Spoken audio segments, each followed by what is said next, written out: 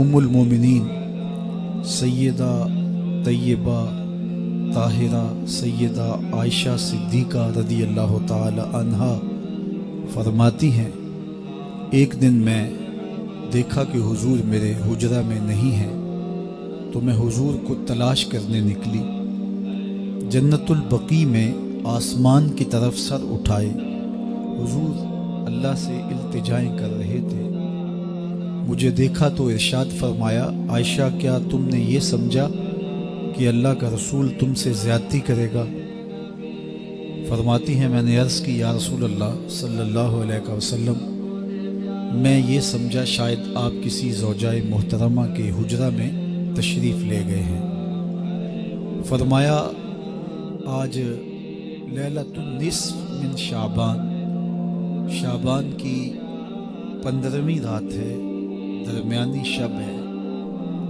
اس رات کو اللہ تعالی جل شانہ آسمان دنیا پہ نزول اجلال فرماتا ہے اور قبیلہ بنو کلب کی بکریوں کے بالوں سے زیادہ لوگوں کو جہنم کی آگ سے آزاد کر دیتا ہے۔ قبیلہ بنو کلب عرب کا بہت بڑا قبیلہ تھا جو بھیڑ بکریاں پالتے تھے اور لاکھوں کی تعداد میں ان کی بکریوں اور بھیڑوں کے ریوڑ تھے۔ تو اس قبیلے کی بکریوں کے بالوں سے بھی زیادہ گناہگاروں کو جہنم کی آگ سے آزاد کر دیا جاتا ہے۔ تو یہ وہ بابرکت شب رحمت ہے، شب نور ہے، جس کے دامن میں اتنی برکتیں ہیں کہ کوئی محروم نہیں رہتا۔ صرف وہ بد نصیب لوگ جو شرک میں مبتلا ہیں، جو سخت کینہ پرور ہیں، جو قطع رحمی کرتے ہیں، قاتل ہیں، عادی شرابی یا بدکار ہیں، انہیں اس مبارک رات میں محروم رکھا جاتا ہے، ورنہ اللہ کی رحمتوں کا عموم اس بابرکت راتوں میں اس قدر ہوتا ہے کہ کوئی گناہگار جو اس کے حضور ہاتھ دعا کے لیے اٹھاتا ہے اور اپنا دامن پھیلا کے اس کی رحمتیں مانگتا ہے، اسے محروم نہیں رکھا جاتا، بلکہ اللہ سب گناہگاروں کو جہنم کی آگ سے آزاد کر دیتا ہے۔ ایک روایت میں آتا ہے کہ اللہ لیلۃ النصف من شعبان کی 15ویں رات کو آسمان دنیا پہ اپنی رحمتوں سے گرم کرنے کی کوشش رکھیں اور ساتھ ہی ساتھ بچے کی حوصلہ افزائی بھی کریں۔ تو میں پر عزیزم مدثر خالد آپ کے سامنے آ رہے ہیں، وہ نعت نبی آپ تک پہنچانے کی کوشش کریں گے، سورتوں کو پڑھیں گے۔ یہ بھی بڑی خوشی کی بات ہے کہ نہیں ہے، جو بچہ آپ اس کے پڑھنے کو دیکھیں اور آپ کے دل میں یہ جذبہ لیں کہ جب یہ بچہ اتنے اچھے سے قرآن پڑھ رہا ہے، تجویز کے ساتھ پڑھ رہا ہے، اصلاح کے ساتھ یعنی تلفظ کے ساتھ پڑھ رہا ہے، تو ہم بھی یہ کوشش کریں کہ میرا بچہ بھی، ہم یہ کوشش کرتے ہیں کہ نہیں کہ فلانا آدمی کا گھر کا بچہ ڈاکٹر بن گیا ہے، ہم بھی یہ کوشش کریے، جلیے نہیں بلکہ اس کا مقابلہ کرنے کی کوشش کیجیے کہ فلاں کا آدمی کا بچہ ڈاکٹر بنا ہے تو میرا بیٹا بھی ڈاکٹر بن سکتا ہے، فلاں انجینئر بنا ہے میرا بیٹا بھی انجینئر بن سکتا ہے۔ ایسے آپ اس طریقے سے کریں گے تو انشاءاللہ جو قرآن کی آیتوں کو پڑھے گا، قرآن پڑھے گا، آپ سماعت کریں سبحان اللہ الحمدللہ، جب سمجھ میں آئے تو آپ سبحان اللہ الحمدللہ سے نوازنے کی کوشش۔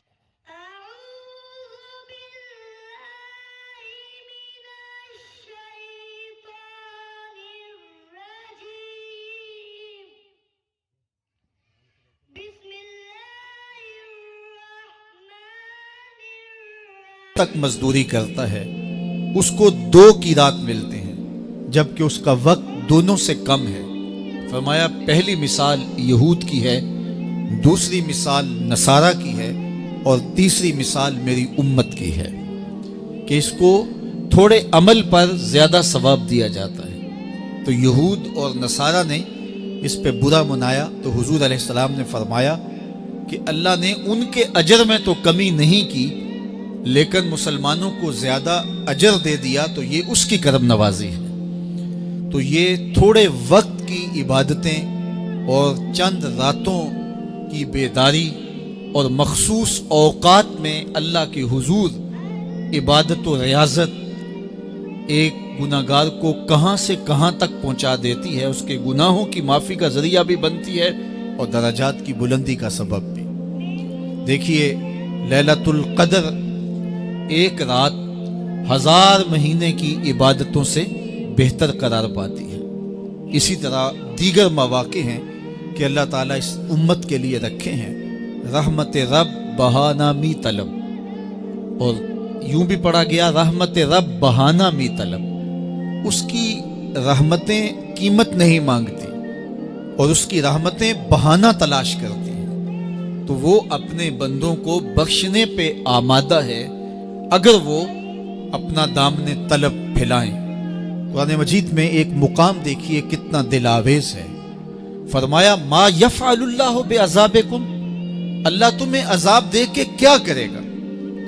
اس کی یہ چاہت نہیں ہے کہ تمہیں عذاب میں مبتلا کرے، اس کی چاہت یہ ہے کہ تم اس کی چوکھٹ پہ آؤ، جھولی پھیلاؤ، اس سے خیرات اور رحمت مانگو، اور وہ تمہارے ماضی کے سارے گناہ معاف کر کے، ساری غلطیاں معاف کر کے تمہیں اپنی رحمتوں سے مالا مال فرما دے۔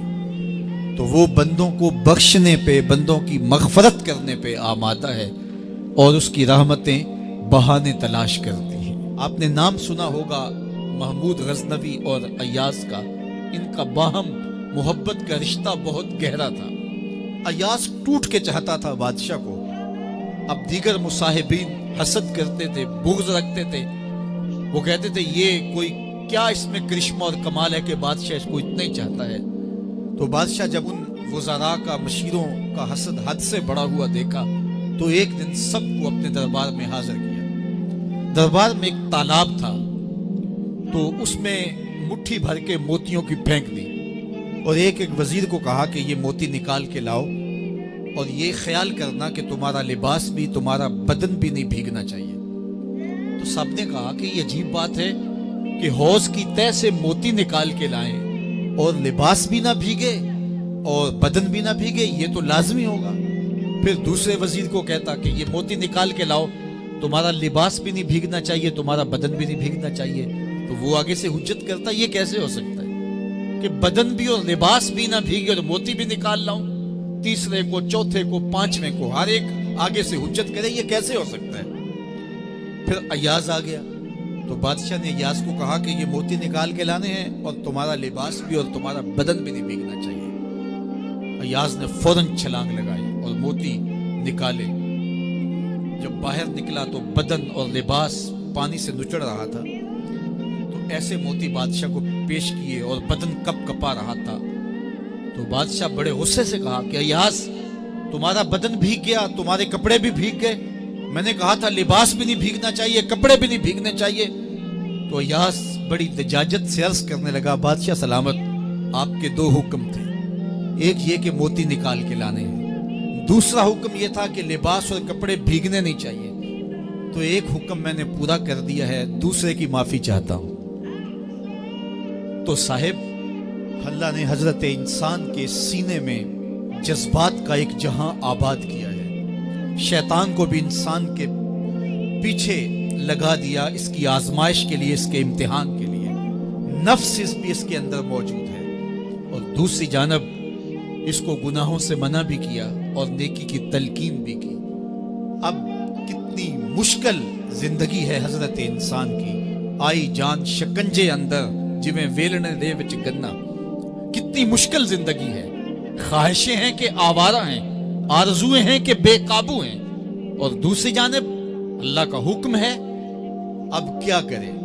تو گناہ کرنے کے بعد پھر اللہ کے حکم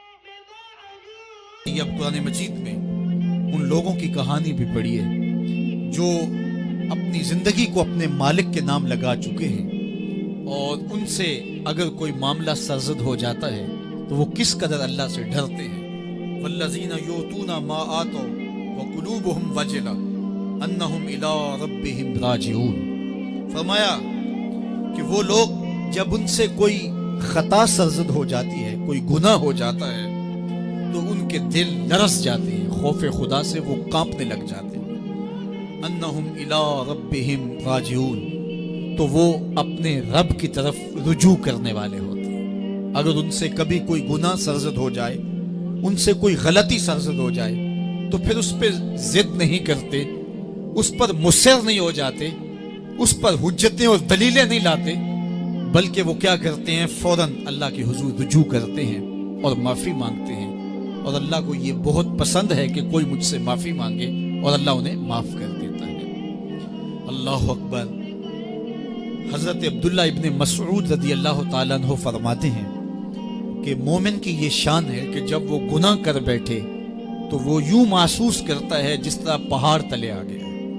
یہ اس کی کیفیت ہے کہ گناہ کرنے کے بعد، نافرمانی کرنے کے بعد اس کا دل لرز اٹھتا ہے۔ وَقُلُوبُهُمْ وَجِلَةٌ، ان کے دل خوف خدا سے لرزنے لگ جاتے ہیں کہ ہم سے یہ گناہ کیوں سرزد ہو گیا، یہ تو اللہ کی ناراضگی کا سبب ہے۔ تو حضرت عبداللہ ابن مسعود فرماتے ہیں یوں محسوس کرتے ہیں جس طرح پہاڑ تلے آ گیا ہے، اور پہاڑ ابھی گر جائے گا اور انہیں کچل دے گا۔ تو وہ جلدی جلدی تلافی کرتے ہیں، توبہ کرتے ہیں، رجوع اللہ کرتے ہیں تاکہ ہمارا گناہ معاف ہو جائے۔ اور منافق کی مثال بھی بیان کی گئی، جب وہ گناہ کرتا ہے تو یوں محسوس کرتا ہے جیسے بدن پہ مکھی بیٹھی تھی، ہلکے اشارے سے اڑا دی۔ سویر سے لے کر شام تک کتنی بار ہم اپنے بدن پہ بیٹھی مکھیاں اڑا دیتے ہیں، اور ہمیں شام کو یاد بھی نہیں ہوتا کہ یہ عمل ہم نے کتنی بار کیا ہے۔ میں اور آپ اپنے اندر اتر کر کے دیکھ سکتے ہیں ہماری کیفیت باطن کیا ہے۔ نمازیں چھوڑی، جھوٹ بولا، غیبت کی، چغلی کی، کسی کا دل دکھایا، کسی کو تکلیف دی، گالی گلوچ کیا، سب و شتم کیا، سویر سے شام تک کیا کیا گناہ کیے، کبھی خیال بھٹکے، کبھی سوچیں آوارہ ہوئیں، کبھی نگاہوں نے بدکاریاں کی، کبھی زبان نے جرم کیے، اور شام کو ہمیں یاد بھی نہیں ہوتا کہ آج ہم نے کیا کیا جرائم کیے، آج ہم نے کیا کیا گناہ کیے۔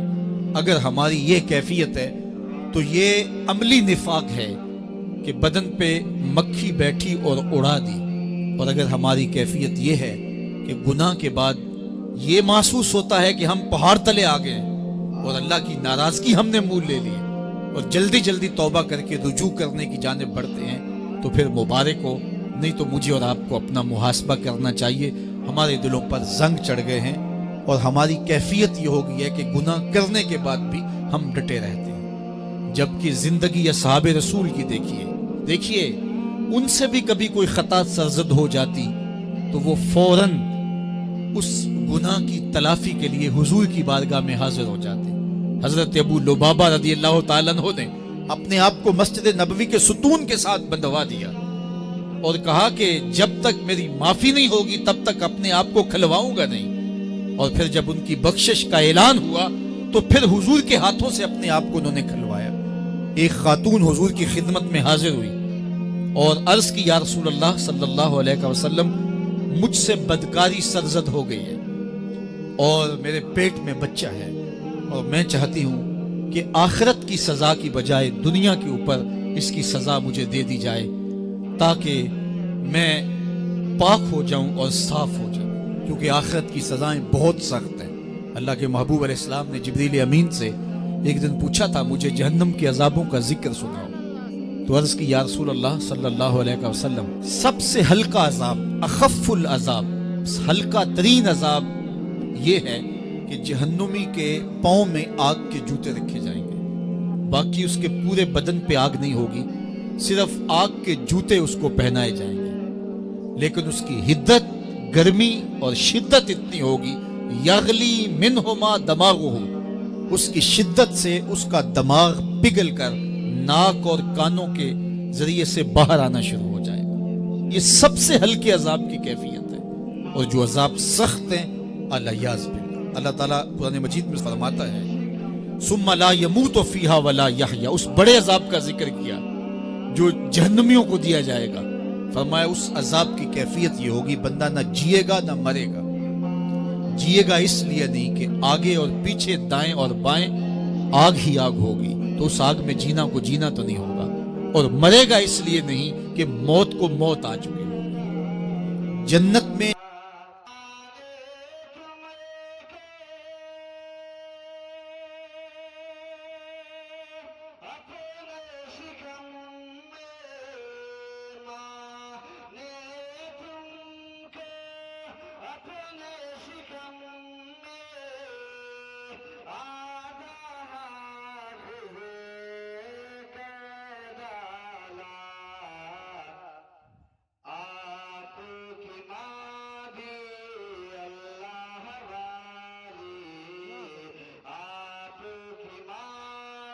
तो वो कितना सख्त अजाब होगा अलियाज़ बिल्लाह के हल्के तरीन अजाब की कैफियत ये है कि पाँव में आग का जूता और दिमाग पिघल के नाक और कानों के रास्ते से बाहर आ जाए। तो उसने अर्ज़ की या रसूलल्लाह सल्लल्लाहु अलैहि वसल्लम मेरे ऊपर हद जारी कर दीजिए। और उसने कहा कि मेरे पेट में जो है वो बच्चा है। अल्लाह के महबूब अलैहिस्सलाम ने फरमाया जाओ जब बच्चा पैदा हो तो फिर आना। वो चली गई। तो जब बच्चा पैदा हुआ तो गोद में उठाए फिर हुजूर की खिदमत में हाजिर हुई और अर्ज़ की या रसूलल्लाह ये है बच्चा जो मैंने गुनाह किया था, बदकारी की थी, आज ये उसकी निशानी है।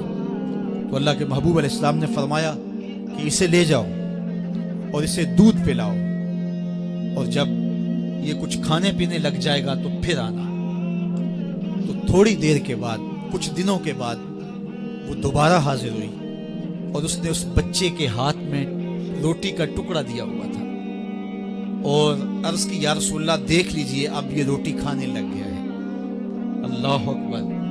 तो अल्लाह के महबूब ने फरमाया इन्हें ले जाओ और जाके इन्हें संसार कर दो। उसकी ये हद बनती थी, उसको संसार किया और उसने खुद ये सजा अपने लिए कबूल की। माइज़ इब्न मालिक असलमी अर्ज़ की या रसूलल्लाह तहिरनी, मुझे पाक कर दीजिए।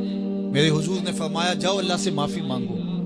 वो गए और माफ़ी मांगी, बेचैनी इतनी थी, फिर आ गए और अर्ज़ की तहिरनी या रसूलल्लाह, हुजूर मुझे पाक कर दीजिए। फरमाया जाओ अल्लाह से माफ़ी मांगो। वो गए, माफ़ी मांगी, फिर पलट आए। तीसरी मरतबा, चौथी मरतबा आका करीम ने फरमाया फीमा उताहिरुका, तुम्हें कहा अल्लाह से माफ़ी मांगो, करीम है माफ़ कर देगा, तुम फिर पलट आते हो, तुम्हें किस जुर्म से पाक करूं? काला मिन ज़िना, अर्ज़ की मुझसे बदकारी हो गई है और मैं चाहता हूं कि दुनिया पर फारिग हो जाऊं। हुजूर ने फरमाया कि इसका तवाज़ुन अक्ली तो ठीक है। अर्ज़ की हुजूर सहीउल हवास है। कहा कि ये नशे में तो नहीं कह रहा। किसी ने उठ के मुंह सूंघा, कहा हुजूर ऐसी बात भी नहीं है। फरमाया तुम सोच लो क्या कह रहे हो? कहा हुजूर जो मैं कह रहा हूँ वो सच कह रहा हूँ, मुझसे गुनाह सरजद हो गया और मैं चाहता हूँ कि दुनिया पर ही फारिग हो जाऊँ। अल्लाह के महबूब अलैहिस्सलाम ने फरमाया कि इन्हें संसार कर दो। माइज़ इब्न मालिक असलमी को संसार कर दिया गया। जब उनका जनाजा उठा तो हुजूर भी जनाजे के जुलूस में थे। किसी की जुबान से निकला लो माइज़ ने गुनाह किया था। बस ये बात सुनने की देर थी, अल्लाह के महबूब के चेहरे पे जलाल आ गया। तो मैं खबरदार अगर किसी ने मेरे माइज़ पे बात की, मेरे माइज़ ने ऐसी सच्ची तौबा की है अगर रूए जमीन के तमाम मुसलमानों में बांट दी जाए लकफाहुम, सब की मगफरत हो जाए। उन्होंने अपने आप को खुद पेश किया है। अब माइज़ इब्न मालिक का जनाजा अल्लाह के रसूल ने खुद पढ़ाया, बल्कि मुस्लिम किताबुल हुदूद में है कि उनके जनाजे के दूसरे दिन या तीसरे दिन हुजूर उनके यहाँ तशरीफ ले गए और जब आका गए वहुम जुलूसन, तो लोग वहां बैठे हुए थे। तो मेरे आका ने फरमाया इस्तगफिरू ले माइज़, माइज़ के लिए बख्शिश और मग़फ़रत की दुआ कर। तो ये बात ज़हन नशीन कीजिए कि ये वो लोग थे कि जिनसे कभी कोई गुनाह सरजद हो जाता तो वो जल्द तौबा करते और उसकी बड़ी से बड़ी हद और सजा भी होती तो वो भी काटने के लिए तैयार हो जाते। मैं और आप देखें कि हमारी जिंदगी में अगर गुनाह है और हमें सच्ची तौबा की तौफीक भी नसीब नहीं है तो फिर हम सोच लें कि हम कहाँ खड़े हैं। देखिए अल्लाह दिलों के भेद जानता है। सच्ची तौबा यह है کہ جو کیے پر ندامت ہو اور آئندہ نہ کرنے کا عزم مصمم ہو، پکا ارادہ ہو کہ یہ گناہ زندگی میں دوبارہ نہیں کروں گا۔ الگ بات ہے کہ پھر دوبارہ اس سے سرزد ہو جائے، لیکن جب وہ توبہ کر رہا ہو تو اس وقت اس کا پختہ عزم ہو اور اس کے دل کے کسی گوشے میں نہ ہو کہ چلو میں توبہ کر لیتا ہوں اور پھر ہو گیا تو پھر کر لوں گا۔ پکا عزم ہو کہ دوبارہ یہ گناہ نہیں کروں گا۔ اور اگر زبان سے توبہ توبہ کر رہا ہو اور دل میں ہو کہ ٹھیک ہے یہ تو صبح بھی مجھ سے عمل بد سرزد ہونا ہے، تو اللہ تعالیٰ سے یہ مذاق کرنے والی بات ہے۔ اور اللہ تعالیٰ سے جو مذاق کرتا ہے وہ کہاں کھڑا ہے وہ خود سوچ لے۔ وہ کیا کسی نے کہا تھا کہ توبہ کی پھر توبہ کی پھر توبہ کر کے توڑ دی، میری اس توبہ پہ توبہ توبہ توبہ کر اٹھی۔ تو ایسی توبہ نہیں ہے کہ جو رسماً کسی مجلس میں چلے گئے، کسی اجتماع میں چلے گئے تو سب لوگوں نے توبہ توبہ کی تو وہ بھی توبہ توبہ کرتا رہا، لیکن نبی کی آواز کو ذرا ملاحظہ کیجیے گا۔ یہی آواز ہے نبی کی جس کی آواز کو سن کر کے حضرت عمر فاروق بھی کلمہ پڑھ کے اسلام میں داخل آئے۔ میرے نبی کی آواز کو دبانے کے لیے مکہ کے مشرکین نے مشورہ کیا، میٹنگ کی کہ کیسے روکا جائے، اور یہی میٹنگ کرنے کے بعد کچھ دنوں کے بعد حج کا موقع آ گیا۔ اب ساری دنیا کے لوگ حج کرنے کے لیے، خانہ کعبہ دیکھنے کے لیے مکہ میں آنے والے ہیں، سارے حجاج کرام آ رہے ہیں۔ ان لوگوں نے مشورے کے تحت آپس میں یہ محض لفظوں سے توبہ توبہ پکارنا اور دل توبہ نہ کر رہا ہو اور دل عزم مصمم نہ رکھتا ہو تو یہ توبہ نہیں ہے۔ اس لیے سچی توبہ اللہ کے حضور اپنے گناہوں کی پیش کرنی، یہ اہل ایمان کا طریقہ ہے۔ تم نے اس کے حضور پیش ہونا ہی ہونا ہے۔ اس کے حضور جانے سے تم بچ نہیں پاؤ گے، چھٹکارا نہیں، رستگاری نہیں۔ ایک ایک عمل کا تمہیں حساب دینا ہوگا، ایک ایک حرکت اور ایک ایک سکنت تمہاری تشت ازبام ہوگی۔ تمہارا پوشیدہ اور مخفی عمل قیامت کے دن سامنے آ جائے گا۔ اللہ اکبر، یہ قرآن ہے، یہ کوئی فرضی کہانی نہیں ہے۔ انہ لقول فصل وما هو بالہزل، فرمایا یہ قول فیصل ہے، یہ طے شدہ حقیقت ہے، یہ امر واقعی ہے، یہ کوئی مذاق نہیں ہے کہ یوں ہی کو کہانی بیان کر رہا ہے، یہ سب کچھ ہونے والا ہے، یہ اپنی آنکھوں سے تم دیکھو گے۔ آج انکار کرو یا اقرار کرو، تمہیں کھلا موقع دیا ہے، حتیٰ کہ تم کافر بن کے زندگی گزارنا چاہو، نمرود بن کے جینا چاہو، فرعون بن کے جینا چاہو، حامان بن کے جینا چاہو، ہم تجھے دنیا پہ موقع دیں گے۔ لیکن یہ نہیں ہے کہ جب زندگی کی بساط لپیٹے گی پھر کام ختم ہو جائے گا، نہیں، یہ تمہیں ہمیں فرصت دی ہے، پھر ہم نے تم سے حساب لینا ہے، ایک ایک عمل تمہارے سامنے آئے گا۔ اللہ اکبر، ذرا غور کیجئے، فآمنوا باللہ، تو بہتر ہے کہ اللہ پر ایمان لاؤ، اس کے حضور تو تم نے آنا ہی آنا ہے۔ بہتر نہیں ہے کہ جیتے جی آ جاؤ، پھر لوگ تجھے اٹھا کے لائیں گے، اچھا نہیں ہے کہ اپنے قدموں سے چل کے آ جاؤ۔ کی آگ سن لوک یعقوب تینوں جدوں ٹر پیوں سر منہ کج کے تو، پھر جو کفن کی تنیوں میں لپیٹ کر کے تجھے لے کر کے جایا جائے گا، تو اچھا نہیں ہے کہ اپنے قدموں سے خود چل کے مالک کی دہلیز پہ چلے جاؤ۔ ایک حدیث میں آتا ہے کہ اللہ بندے کو اپنے سامنے سے ہٹنے نہیں دے گا جب تک اس سے 4 سوال نہیں کر لے گا۔ آپ دیکھیے، میں دیکھوں کیا ہم ان سوالوں کے جواب دینے کے لیے اپنے آپ کو تیار کر رہے ہیں۔ پہلی چیز، اللہ پوچھے گا عمر کہاں گزاری۔ دوسرا سوال، اللہ تعالیٰ علم کے بارے میں پوچھے گا، جو پڑھا تھا بتا عمل کہاں تک کیا، خلوت جلوت زندگی شام و سحر تیرے اس سیکھے ہوئے علم کی مطابقت میں تھے یا علم عزت دولت کمانے کے لیے پڑھا تھا۔ تیسری بات، اللہ پوچھے گا مال کمایا کیسے، اور مجھے بتا مال خرچ کہاں کیا۔ آج لوگ نیب سے ڈرتے ہیں کہ ہم سے پوچھ نہ لیا جائے کہ یہ آیا کہاں سے، منی ٹریل پیش کرو، یہاں ہم بچ جائیں گے۔ کوئی مکر، کوئی دھندا، کوئی فریب چل جائے گا، کوئی پریشر، کوئی افرادی قوت، کوئی سیاسی اثر و رسوخ، کوئی رشوت، کوئی سفارش، کچھ نہ کچھ تو راستہ نکل ہی آئے گا۔ اور آج کی دنیا میں صرف یہی پوچھا جاتا ہے کمایا کہاں سے، یہ نہیں پوچھا جاتا خرچ کہاں کیا، جیسے چاہو خرچ کرو، لیکن وہاں سوال ہوگا وفیما انفقہ، خرچ کہاں کیا، یہ سوال بھی کیا جائے گا۔ وعن جسم ہی فیما ابلاہ، اور جسم کے بارے میں پوچھا جائے گا، اس جسم کو دی ہوئی توانائیوں کو خرچ کہاں کیا؟ بعض روایت میں ان شباب ہی فیما ابلا ہو، جوانی کے بارے میں پوچھا جائے گا، تیری جوانی کے خوبصورت دن کہاں گزرے؟ مجنو بن کے چوکوں میں کھڑا تو نہیں رہا، پارکوں کے گرد پروانوں کی طرح گھومتا تو نہیں رہا، تیری نظر بدکاریاں تو نہیں کرتی رہی، اپنی خواہشات کا غلام بن کے زندگی تو نہیں گزاری، تیری ساری ساری رات 4 انچ کی سکرین کے اوپر بدکاریاں کرتے بسر تو نہیں ہوئی؟ پوچھا جائے گا بتا جوانی کہاں گزری؟ جوانی مستانی ہے یہ کہہ کر کے تو نے ہر ضابطے سے چھٹی تو نہیں کر لی تھی، یا جوانی کے تقدس کو تو نے محفوظ کیا اور راتوں کی تنہائیوں میں اللہ کے حضور سجدہ ریزی کرتا رہا؟ میرے اور آپ کے آقا و مولا نے فرمایا جو جوان جوانی میں توبہ کرے وہ اللہ کو محبوب ہے۔ اللہ اکبر۔ اور اللہ جن 7 لوگوں پر اپنے عرش کا سایہ کرے گا ان میں سے ایک شخص کا ذکر کرتے ہوئے فرمایا وَشَابٌ نَشَأَ فِي عِبَادَةِ اللَّهِ، وہ جوان جس کی جوانی اللہ کی عبادت میں گزری، قیامت کے دن جب کوئی سایہ نہیں ہوگا اللہ اسے اپنے عرش کا ٹھنڈا سایہ عطا فرمائے گا۔ میرے مخاطبین جو اس وقت میرے سامنے موجود ہیں بالمشافہ، اور پوری دنیا کے اندر جو اس وقت مجھے دیکھ رہے ہیں، ان میں زیادہ تر تعداد نوجوانوں کی ہے، تو میں آپ سب سے مخاطب ہوں اور آپ کو کہتا ہوں کہ یہ جوانی دوبارہ نہیں ملنی۔ بندہ کہتا ہے بڑھاپا آئے گا دیکھ لیں گے، جس طرح ہر چیز کا سرور جوانی میں ہوتا ہے، ہر چیز کا لطف بندہ کہتا ہے جوانی میں ہے، سجدوں کا جو لطف جوانی میں ہے وہ کسی اور زمانے میں نہیں ہے۔ اپنی پیشانی کو سجدوں سے آشنا کرو، اپنی جوانی کو مثل سحر بے داغ رکھنا، اپنے شباب کو الجھنے نہ دینا، اپنے شباب کے تقدس کو پامال نہ ہونے دینا۔ اس کائنات کا بہترین چہرہ وہی ہے جو جنسی کالک سے محفوظ ہے۔ اپنے تقدس کو مجروح نہ ہونے دینا۔ تمہاری زندگی شبنم سے پاکیزہ تر رہے، سحر سے پاکیزہ تر رہے، تمہاری جوانی اتنی خوبصورت ہو کہ محمد عربی کو رشک آئے تمہاری جوانی پر۔ اپنی جوانی کو آوارگی میں بسر نہ کرنا۔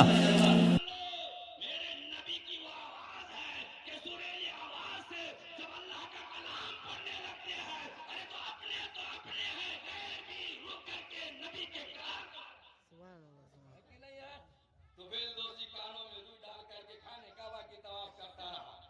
ایک مرتبہ ایسا ہوا کہ جب طواف کرنے آیا روئی کان میں ڈالا، طواف کرتا رہا اور میرے نبی فجر کی نماز ادا کر رہے ہیں۔